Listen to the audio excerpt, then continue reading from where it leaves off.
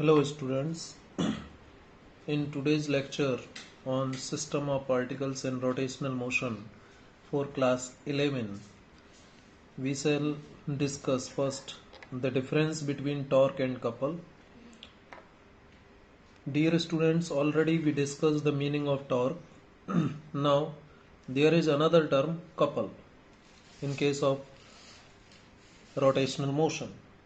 So there is a simple difference between torque and couple. You see torque, one side I write torque, difference करते हुए हम इसको समझेंगे, and couple, torque and couple. Torque आप जानते हैं, it is produced, torque किससे produce होता है? इट इज प्रोड्यूस्ड बाय या due to a single force, due to a single force. Single force के कारण प्रोड्यूस होता है, which it is produced due to a single force, it is produced due to a single force which further produces turning effect, which further produces turning effect. It is known as torque or moment of force. Moment of force के नाम से भी जाना जाता है इसको. Torque जिसको आप टॉ से रिप्रेजेंट करते हैं, जिसको आप लिखते हैं tau is equal to R cross F, इस तरीके से लिखा जाता है. टॉर्क कहाँ पर होगा? जैसे कि आप मान लीजिए ये रॉड है, इसका ये एंड आपने फिक्स कर दिया, ये फिक्स कर दिया, और इस एंड पर आप मान लीजिए इस डायरेक्शन में फोर्स अप्लाई करते हैं या ऊपर की तरफ फोर्स अप्लाई करते हैं, तो ये रॉड जो है इस तरीके से मूव करेगी. यानी कुछ जब ये फोर्स अप्लाई होगा तो रॉड ऐसे इस पोजीशन में आ जाएगी, फिर इस पोजीशन में आ जाएगी, है या नहीं? ये टर्निंग इफेक्ट है. इस तरफ टर्न हो जाएगी, ये फोर्स लगाने से इस तरफ ये रॉड टर्न हो जाएगी. जब रॉड एक जगह पर फिक्स कर दी है और दूसरे एंड पर आपने फोर्स लगाया, तो यहाँ पर जो टर्निंग इफेक्ट प्रोड्यूस हुआ वो टॉर्क के कारण हुआ. किसके कारण हुआ? टॉर्क की वजह से. ठीक है, तो ये जो प्रोड्यूस हो रहा है ये टॉर्क है. लेकिन कपल की यदि हम बात करें, it is produced due to two forces that are equal in magnitude but opposite in direction,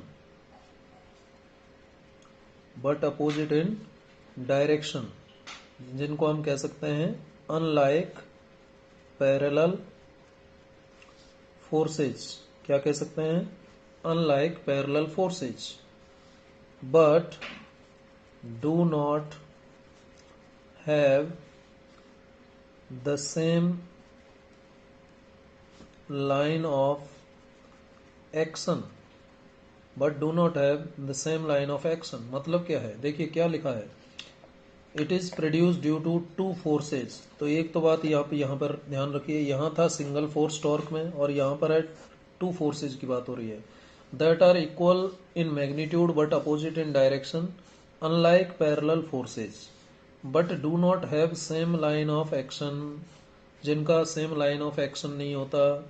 जैसे समझें कि ये जो रॉड है, यदि इस रॉड पर, ये वाली रॉड है, पहले तो हमने यहाँ पर फिक्स कर दिया था, अब ये फिक्स मान लीजिए यहाँ पर फिक्स है, यहाँ पर कहीं फिक्स है. ठीक है, तो इस एंड पर मैंने मान लीजिए F1 फोर्स लगाया और इस एंड पर ऊपर की तरफ फोर्स लगाया, इस तरीके से. Equal in opposite force, equal in magnitude but opposite in direction. अगर इनकी लाइन ऑफ एक्शन देखें तो इसकी लाइन ऑफ एक्शन तो ये हो गई, और इस F2 की लाइन ऑफ एक्शन ये हो गई, ये F2 की लाइन ऑफ एक्शन है और ये F1 की लाइन ऑफ एक्शन है। दोनों एक दूसरे के एंटी पैरेलल हैं, क्योंकि एक का डायरेक्शन ऊपर की तरफ है तो एक का डायरेक्शन नीचे की तरफ है। दोनों का लाइन ऑफ एक्शन अलग अलग है, दोनों का लाइन ऑफ एक्शन अलग अलग है। तो इस केस में क्या होगा, ये जो रॉड है इस तरीके से किस में आ जाएगी, रोटेशन में आ जाएगी। तो यहाँ पर ये क्या कहलाएगा, कपल कहलाएगा। क्या कहलाएगा, कपल कहलाएगा। यानी दो टॉर्क यहाँ पर लग रहे हैं, इस एंड पर टॉर्क लग रहा है, इस एंड पर टॉर्क लग रहा है। यदि मैं इसको रेफरेंस मान लेता हूँ, यदि इसको इमेजिनरी रेफरेंस मान लेते हैं और ये डिस्टेंस में r ले लेता हूँ, सिमिलरली ये डिस्टेंस में r2 ले लेता हूँ और इसको r1 ले लेता हूँ, तो τ1 इज इक्वल टू क्या हो जाएगा, r1f1। और τ2 यहाँ पर जो टॉर्क प्रोड्यूस होगा वो कितना होगा, r2f2। ठीक है, तो जो टोटल टॉर्क होगा, टोटल टॉर्क जो होगा, टोटल टॉर्क वो कितना होगा, τ1 प्लस τ2, τ1 प्लस τ2 होगा। अब τ1 कितना है, r1f1, और τ2 कितना होगा, माइनस r2f2। क्यों होगा, क्योंकि आपने क्या किया है, इक्वल एंड अपोजिट डायरेक्शन में फोर्स लगाए हैं। कैसे फोर्स लगाए हैं, इक्वल एंड अपोजिट डायरेक्शन में फोर्स लगाए हैं। तो ये आ जाएगा since F1 is equal to F2, और दोनों को मैं मैग्नीट्यूड में बराबर मानता हूँ, दोनों मैग्नीट्यूड में बराबर हैं। तो टॉर्क जो आएगा इस केस में, कपल के केस में, वो R1F माइनस R2F इसके बराबर आ जाएगा। और यहाँ से इसको लिखा जाएगा R1 minus R2 into F, R1 minus R2 into F ये लिखा जाएगा। ठीक है, R1 minus R2 into F. तो जो मोमेंट ऑफ कपल है, ये मोमेंट ऑफ कपल कहलाएगा। ठीक है, ये टॉर्क नहीं कहलाएगा, ये मोमेंट ऑफ कपल कहलाएगा। और ये था मोमेंट ऑफ फोर्स, क्या था ये, मोमेंट ऑफ फोर्स कहलाएगा। ये तो मोमेंट ऑफ फोर्स जो कि टॉर्क है, और कपल क्या है, moment of couple. Moment of couple, दो फोर्सेज यहाँ पर लग रहे हैं। कितने फोर्सेज लग रहे हैं, दो फोर्सेज लग रहे हैं। जैसे एग्जाम्पल के जरिए समझें, यदि हम एग्जाम्पल लें कपल के केस में, स्पेनर होता है ना, स्पेनर पाना, जैसे आप ड्राइविंग आपने कभी की हो या ड्राइव करते हुए किसी व्यक्ति को देखा हो, तो ये जो स्टीयरिंग होता है, स्टीयरिंग व्हील होता है ना, स्टीयरिंग व्हील व्हीकल्स में है ना, स्टीयरिंग व्हील, स्टीयरिंग व्हील जो होता है व्हीकल्स में, ठीक है, इसमें क्या है, जितना फोर्स आप इधर लगा रहे हो उतना की उतना फोर्स आप इधर लगा रहे हो, है या नहीं इस तरीके से लगा रहे हो ना। दोनों की लाइन ऑफ एक्शन अलग है, एक की लाइन ऑफ एक्शन ये है, एक की लाइन ऑफ एक्शन ये है। इस केस में ये कपल हुआ, क्या हुआ है, ये कपल हुआ। जब किसी बोतल का ढक्कन खोलते हो, जैसे कि ये बोतल है, इसका ढक्कन खोलना है, तो मैंने फिंगर से, देखो फिंगर से इस तरफ फोर्स लगाया, फिंगर से इस तरफ लगाया, तो थंब से इस तरफ लगा रहा हूँ। ये देखो, इसको खोलने के लिए फिंगर से ऊपर की तरफ फोर्स लगा रहा हूँ और थंब से नीचे की तरफ लगा रहा हूँ। कसना है तो फिंगर से नीचे फोर्स लगा रहा हूँ, थंब से ऊपर की तरफ फोर्स लगा रहा हूँ, तो कपल है ना ये। ठीक है, वैसे ही डबल आर्म स्पेनर जो होता है, double arm spanner, double arm spanner होता है ना, मतलब पाना होता है, इस टाइप से पाना होता है, आप जानते होंगे, इस टाइप का पाना होता है ना, बोल्ट, बोल्ट खोलने के लिए इस टाइप का पाना होता है। ठीक है, तो इसमें भी कपल लगता है, जितना फोर्स यहाँ लगाओगे उतना की उतना यहाँ लगाओगे। ठीक है, उतना फोर्स यहाँ पर, उतना फोर्स यहाँ पर, यदि बोल्ट को खोलना है, कसना है, तो इस तरीके से। ठीक है, तो इस तरीके से ये डबल जो डबल आर्म स्पेनर होता है, डबल आर्म स्पेनर, ये भी एग्जाम्पल है कपल का। ठीक है, तो बेसिक सा डिफरेंस है दोनों में, क्या है कि कपल में two forces equal anti parallel लगते हैं, एंटी पैरेलल फोर्सेज होते हैं जिनका ओरिजिन से कोई लेना देना नहीं है। ठीक है, ये जो कपल है ये ओरिजिन पर डिपेंड नहीं करता है, it does not depend on origin. ठीक है, कपल जो है ओरिजिन पर डिपेंड नहीं करता, जबकि टॉर्क डिपेंड करता है कि किस पॉइंट के रेस्पेक्ट में कोई ऑब्जेक्ट जो है रेस्ट में है, फिक्स है, ठीक है, उस पर डिपेंड करता है। वैसे ही आप कपल के और भी बहुत सारे एग्जाम्पल दे सकते हो डेली लाइफ में। जैसे पानी का नल है ना, पानी का नल, वाटर टैप, उसे खोलते हो, वो भी कपल का एक एग्जाम्पल है। Water tape, water tape example है कपल का। एक डबल आर्म स्पिनर बता दिया, एक स्टीयरिंग व्हील बता दिया। वाटर टेप में क्या होता है, जैसे ये नल है, ये नल है, और इस तरीके से यहाँ पर एक इसका स्टॉपर बोल दो, कुछ भी बोल दो। इसको जब आप घुमाओगे फिंगर से और थंब से घुमाते हो ना, ठीक है, ओपन करते हो या क्लोज करते हो, तो इस पर कपल अप्लाई करते हो। जैसे इस तरफ जितना फोर्स लगाओगे आप, उतना की उतना फोर्स नीचे की तरफ लगेगा। ऐसे ऐसे घुमाना है, कसना है या खोलना है, ठीक है। तो इसमें है बोतल का ढक्कन, लिड ऑफ बोतल, ये एग्जांपल मैंने आपको अभी दिया ही, लिड ऑफ बोतल, लिड ऑफ बोतल। बोतल के ढक्कन को जब आप ओपन करते हो, क्लोज करते हो, तो उसके इसमें भी कपल अप्लाई होता है। ये बात आप जान गए होंगे, ठीक है। तो ये डिफरेंस है, बेसिक डिफरेंस है टॉर्क एंड कपल के बीच। ध्यान रखिएगा, कपल में डबल फोर्स, 2 फोर्सेज लगते हैं, और टॉर्क में सिंगल फोर्स लगता है। चलिए अब हम बात करेंगे equilibrium of A rigid body. कोई भी रिजिड बॉडी इक्विलिब्रियम में कब होती है, इसकी बात करेंगे, ठीक है। किसी भी रिजिड बॉडी के इक्विलिब्रियम में होने के लिए क्या कंडीशंस हैं, इसकी बात अब हम करेंगे। देखिए, कोई भी जो रिजिड बॉडी है वो कंप्लीट इक्विलिब्रियम में कब होगी, जब वो 2 टाइप के इक्विलिब्रियम में हो।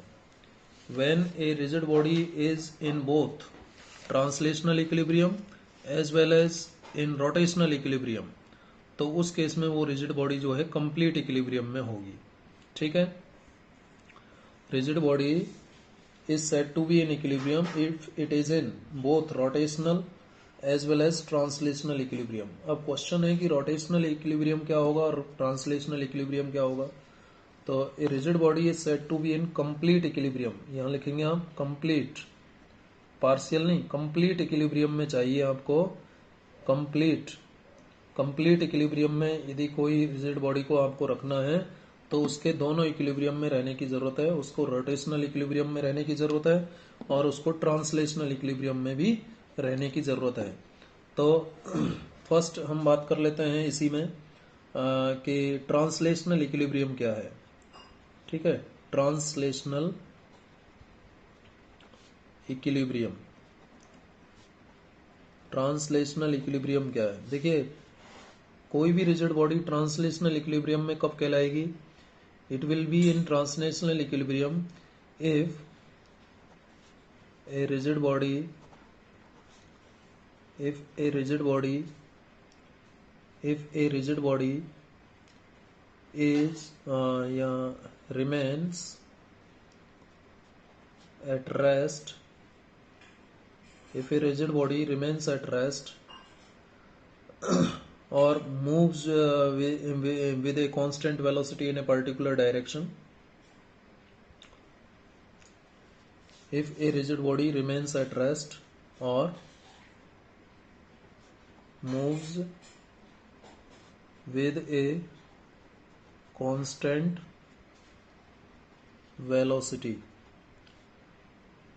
velocity in a particular direction, ठीक है। If a rigid body remains at rest or moves with a constant velocity in a particular direction, then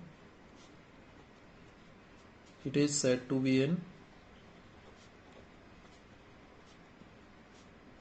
translational equilibrium. तो ये किस में कहलाएगी, ट्रांसलेशनल इक्विलिब्रियम में कहलाएगी। मतलब क्या है, देखिए, किसी, ये मान लीजिए कोई रिजिड बॉडी है, ये ट्रांसलेशनल इक्विलिब्रियम में कब होगी, इसके एक जगह रुके रहने के लिए या फिर कांस्टेंट स्पीड से आगे जाने के लिए इस पर जो टोटल फोर्स है, टोटल फोर्स क्या होना चाहिए इस रिजिड बॉडी पर, टोटल जो फोर्स होगा वो 0 होना चाहिए, टोटल फोर्स 0 होना चाहिए। इस रिजिड बॉडी के द्वारा एक्सपीरियंस किया गया यदि टोटल फोर्स 0 है तो उस केस में ये रिजिड बॉडी ट्रांसलेशनल इक्विलिब्रियम में होगी, चाहे ऐसी टाइप की रिजिड बॉडी है या ऐसी है, कैसी भी है, कांस्टेंट वेलोसिटी से मूव करेगी, v is equal to constant velocity से मूव करेगी या v 0 होगा, ये डिपेंड करेगा कि उसका टोटल फोर्स 0 है या नहीं।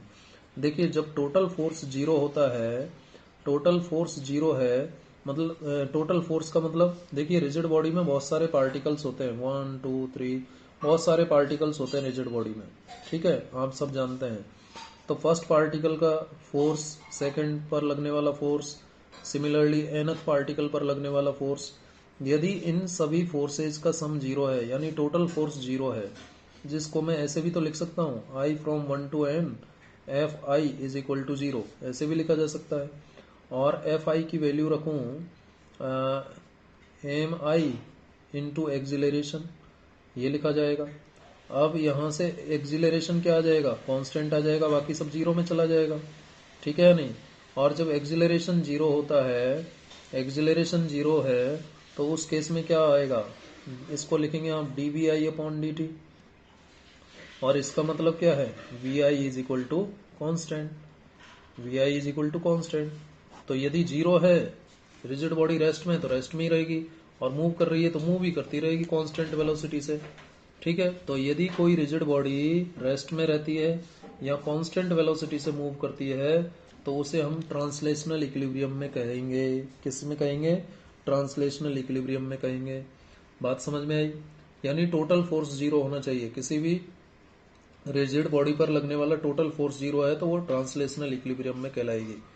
दूसरा है rotational equilibrium, rotational equilibrium, equilibrium rotational equilibrium में कब कहलाएगी कोई भी rigid body, A rigid body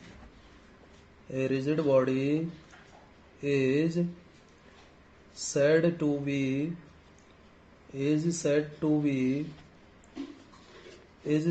be in rotational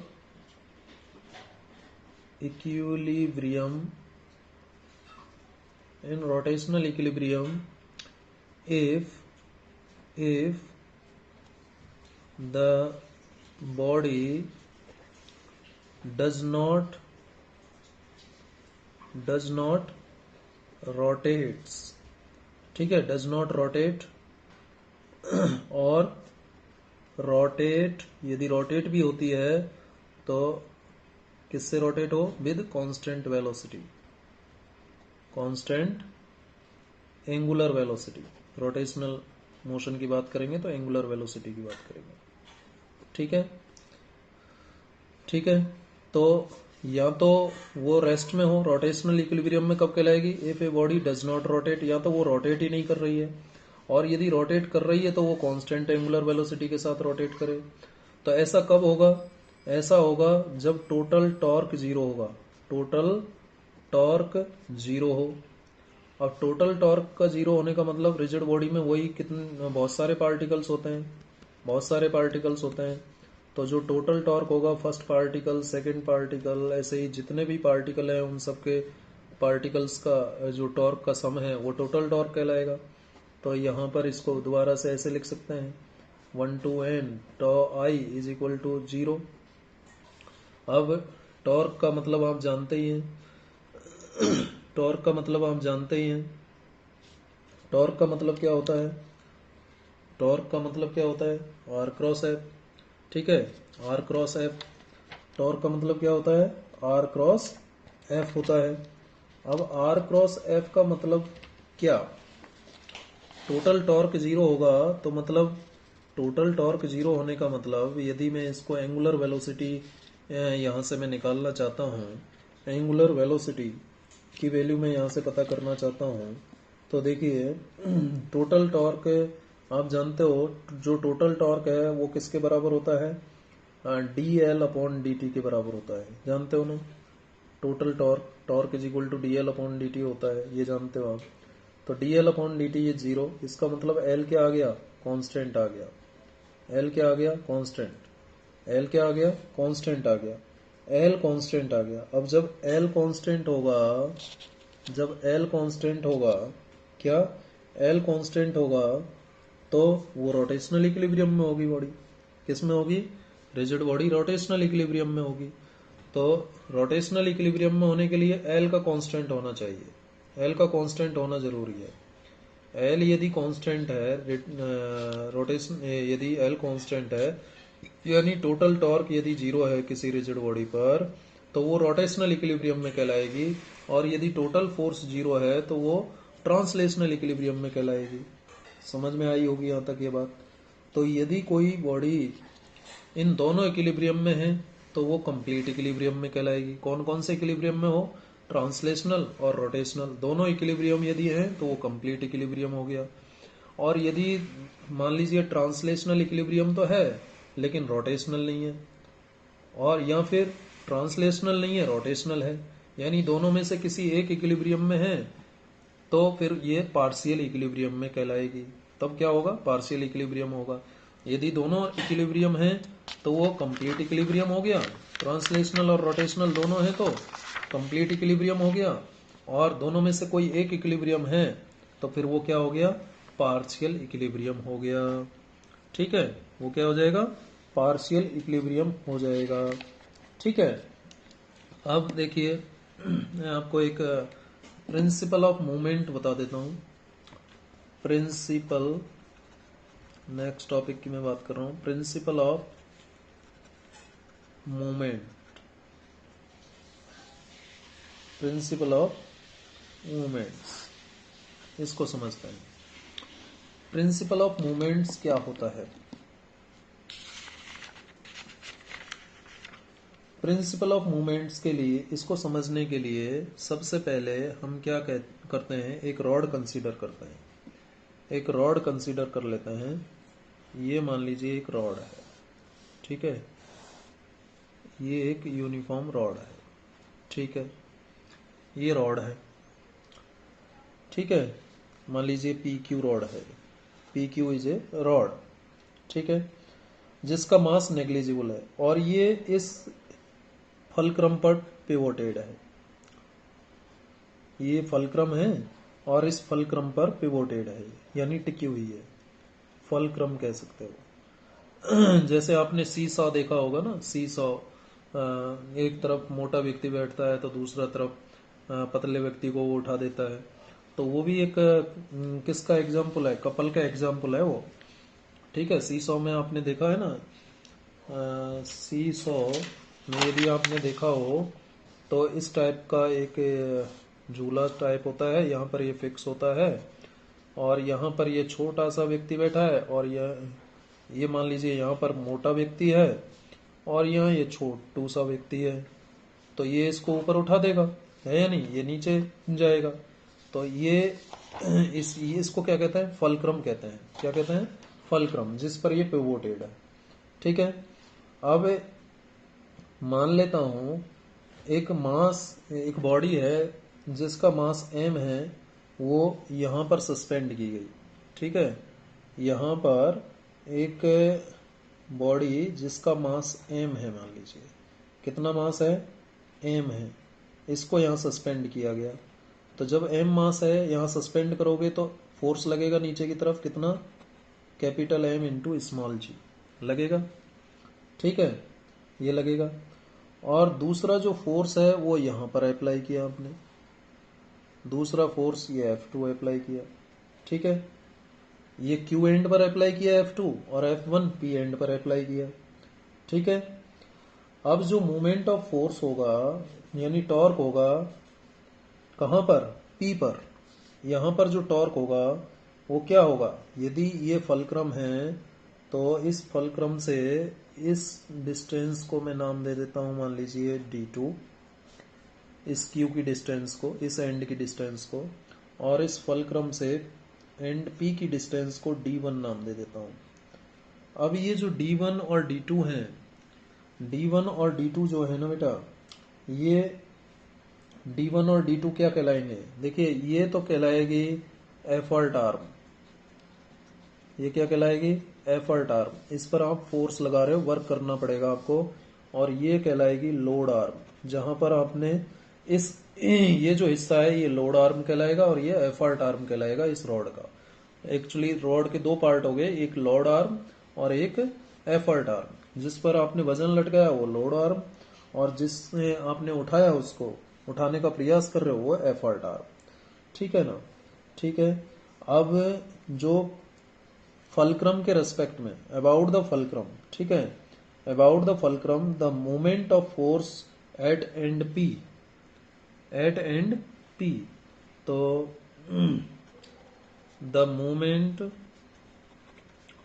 of force, जिसको आप क्या नाम देते हो, टॉर्क, ठीक है, moment of force at end P about fulcrum, fulcrum के रेस्पेक्ट में कितना होगा?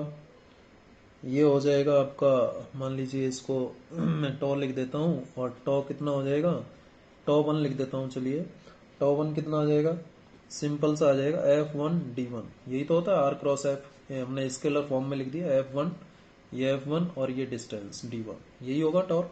ठीक है। सिमिलरली यदि मैं बात करूं, similarly the moment of force, दो फोर्स यहां पर लग रहे हैं तो ये कपल है, लेकिन इंडिविजुअल एंड की बात कर रहे हैं तो मोमेंट ऑफ फोर्स कहलाएगा, टॉर्क कहलाएगा इंडिविजुअल के लिए। मोमेंट ऑफ फोर्स या फिर कहें टॉर्क, ठीक है, torque at end Q, at end Q about fulcrum, fulcrum के अबाउट जो मोमेंट ऑफ फोर्स इस एंड क्यू पर होगा वो कितना होगा, फोर्स, और डिस्टेंस कितना d2, तो tau two is equal to F2D2, ये हो जाएगा। ठीक है या नहीं? अब देखिए ये जो F1 है, यानी यहां पर जो टॉर्क डेवलप हुआ टॉ वन, और यहां पर टॉर्क है टॉ टू, तो टॉ वन तो इसको इस डायरेक्शन में मूव करेगा और टॉ टू इसको इस डायरेक्शन में मूव करेगा, है या नहीं? ये टॉ टू जो है इसको क्लॉकवाइज क्लॉकवाइज क्लॉकवाइज रोटेट करेगा, क्लॉकवाइज रोटेशन में लाएगा इसको, और ये किस में लाएगा, एंटी क्लॉकवाइज में, एंटी क्लॉकवाइज में लाने का प्रयास करेगा, एंटी क्लॉकवाइज रोटेशन, है या नहीं? टॉ वन के कारण एंटी क्लॉकवाइज रोटेशन और टॉ टू के कारण क्लॉकवाइज रोटेशन। अब जो रॉड है मान लीजिए हॉरिजॉन्टल है, हॉरिजॉन्टल है और रोटेट नहीं करती है, ठीक है, rod is horizontal and does not rotate the fulcrum, तो if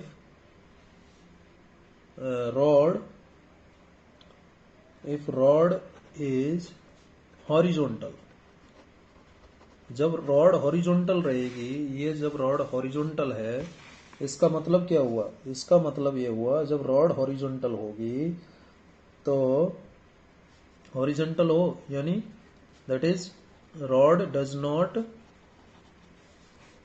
रोटेट, रोटेट नहीं होती है, ठीक है, अबाउट द फलक्रम, तो देन नेट यानी टोटल टॉर्क जो होगा वो कितना होगा, total torque should be zero.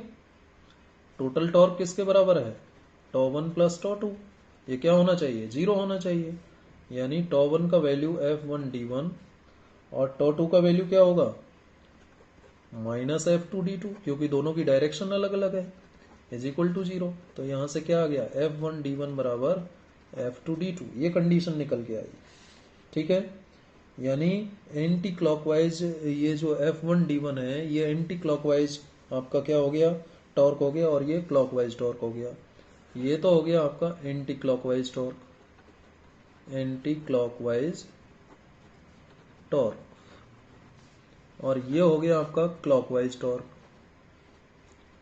Clockwise torque. अब क्या हुआ यहाँ पर, anti clockwise torque clockwise torque के बराबर है, तो यही तो प्रिंसिपल ऑफ मूवमेंट है, इसी को ही हम क्या कहते हैं, प्रिंसिपल ऑफ मूवमेंट कहते हैं।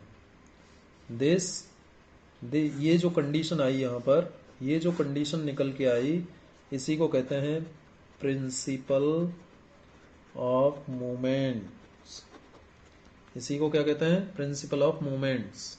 ठीक है, तो कैसे लिखेंगे, thus we can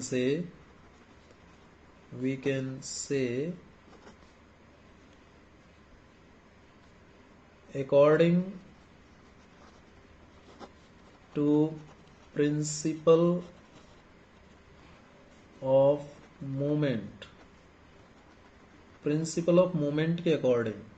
ठीक है, प्रिंसिपल ऑफ मूवमेंट के अकॉर्डिंग यदि आप कहें as per principle of movement, a rigid body, जो हमारे केस में क्या है, रॉड है, विल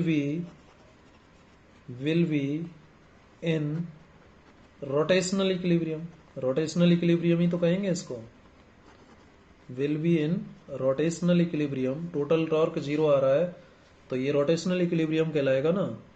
ठीक है, that is tau is equal to 0, total torque is 0, will be in rotational equilibrium if algebraic sum of moments of all forces, जितने भी फोर्सेज हैं उनका जो मूवमेंट होगा, जो फोर्स आपके किस पर लग रहे हैं, acting on body about a fix point, यदि ये एल्जेब्रिक सम अबाउट फलक्रम ये फिक्स पॉइंट हो गया, फिक्स पॉइंट, ठीक है, इज 0।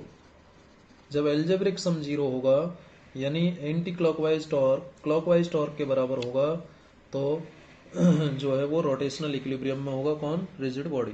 ठीक है, अब यहाँ से एक बहुत अच्छा कॉन्सेप्ट निकल के आ रहा है, देखिए क्या वो समझते हैं, ये कंटिन्यू कर रहा हूँ मैं।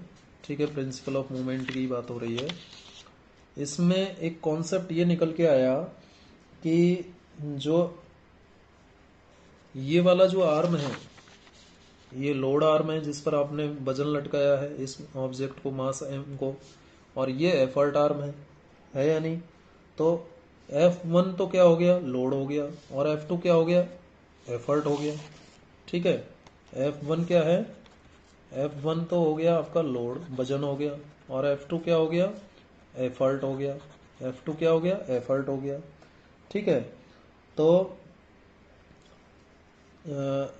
जो आप ये कहोगे कि जो डिस्टेंस है, डिस्टेंस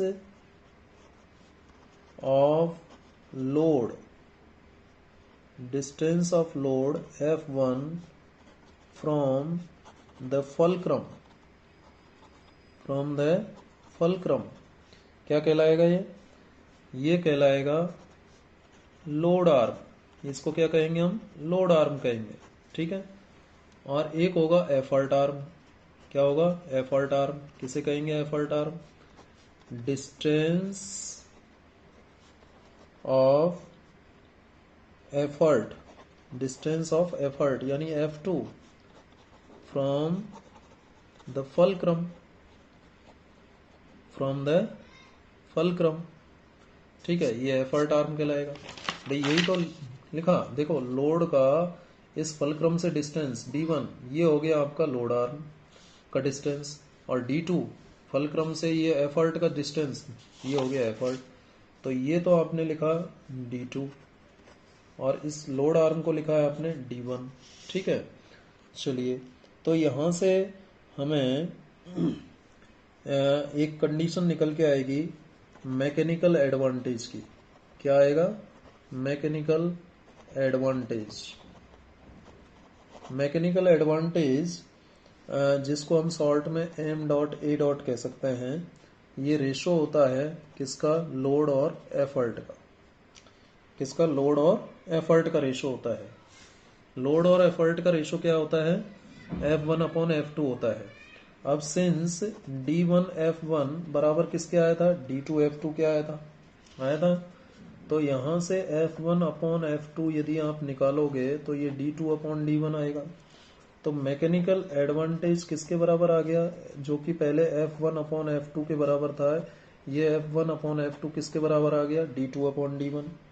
और d2 क्या है आपका, d2 एफर्ट आर्म है, एफर्ट आर्म, ठीक है। और ये क्या है, d1 लोड आर्म है, ठीक है। तो मैकेनिकल एडवांटेज, यदि mechanical advantage, if mechanical advantage is greater than 1, यदि मैकेनिकल एडवांटेज ग्रेटर देन 1 होता है तो f1 upon f2 greater than 1, यानी f1 ग्रेटर देन f2 आ गया। और इसका मतलब क्या हुआ, load is greater than effort. तो आप उस ऑब्जेक्ट को लिफ्ट कर पाओगे क्या, नहीं कर पाओगे। Object is difficult to lift, ठीक है। अब यदि आप मैकेनिकल एडवांटेज को ले लेते हो, क्योंकि इस केस में क्या होगा, जब f1 ग्रेटर देन f2 होगा, f1 ग्रेटर देन f2 होगा, यानी इसकी वैल्यू 1 से ज़्यादा होगी तो d2 की वैल्यू ज़्यादा होगी d1 से। अब d2 की वैल्यू ज़्यादा होगी d1 से, d2 की वैल्यू ज़्यादा होगी d1 से, d1 कम होगा, d2 ज़्यादा होगा, तो